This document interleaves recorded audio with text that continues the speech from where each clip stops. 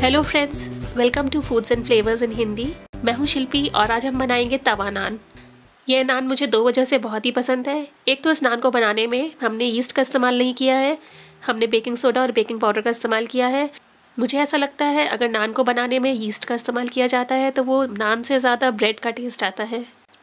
और मुझे ये नान इसलिए भी बहुत पसंद है क्योंकि इस नान को हमने तवे पर बनाया है और अवन में नहीं। तवे पर मैंने इसको तंदूर की जैसे बनाया है, जिससे कि नान के टेस्ट में बहुत ही ज़्यादा फ़र्क आता है।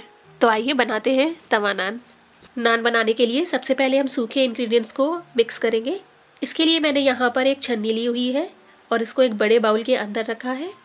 अब मैं इसमें करीब 4 कप मैदा के डालूँगी, 1 चम्मच नमक, 1/4 टीस्पून बेकिंग सोडा और आधा टीस्पून बेकिंग पाउडर का डालूंगी। और अब मैं इन सबको अच्छे से छान लूँगी जिससे कि सारा सामान अच्छे से मिल जाए। मैं इसको एक तरफ रखूँगी और अब हम वेट इंग्रेडिएंट्स मिलाएंगे। इसके लिए मैंने एक बाउल में आधा कप दूध, 3 टेबलस्पून तेल, 3 टेबलस्पून दही, 1 टेबलस्पून चीनी और 1/4 कप पानी डालूंगी और इसको हम अच्छे से मिला लेंगे। आज मैं अंडे का यूज़ नहीं कर रही हूँ। अगर आप अंडा यूज़ करना चाहें तो आप इस समय 1 अंडा तोड़कर इस मिक्सचर में डाल सकते हैं। और आइए अब हम इस मिक्सचर से आटे को माड़ेंगे। इसके लिए मैं आटे वाला बाउल लूँगी और इस तरह से इसमें बीच में एक होल बनाऊँगी और इसमें दूध का मिक्सचर डालूँगी और चम्मच की सहायता से आटे को इस तरह से अंदर करूंगी। और अब मैं इसको अपने हाथों से अच्छे से मिक्स करूंगी।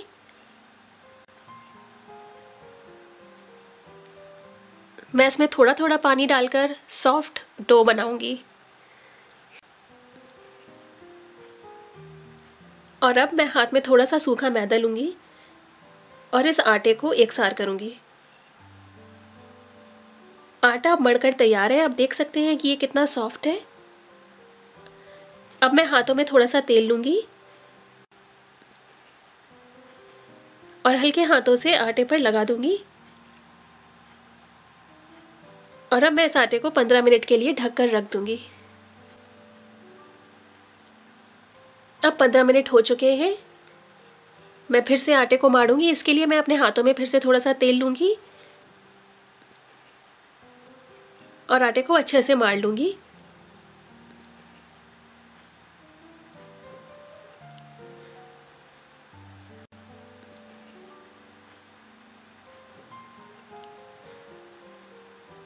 अब मैंने आटे को क्लिंग रैप से कवर कर दिया है और इस आटे को हम 4 से 5 घंटे के लिए किसी थोड़ी हल्की गर्म जगह पर छोड़ देंगे।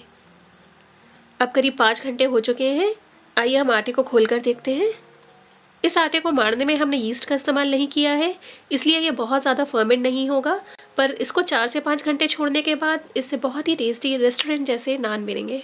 अब मैं अपने हाथों में फिर से थोड़ा सा तेल लूँगी और एक बार आटे को फिर से हम अच्छे से मार लेंगे।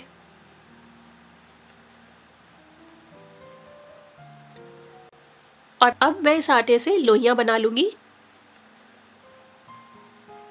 और इन लोइयों को करीब 10 मिनट के लिए छोड़ देंगे। और आइए अब हम नान को बेलते हैं। इसके लिए मैं एक लोई लूँगी, उसको सूखे मैदे में लपेटूँगी और इस तरह से मैं इसको बेल लूँगी।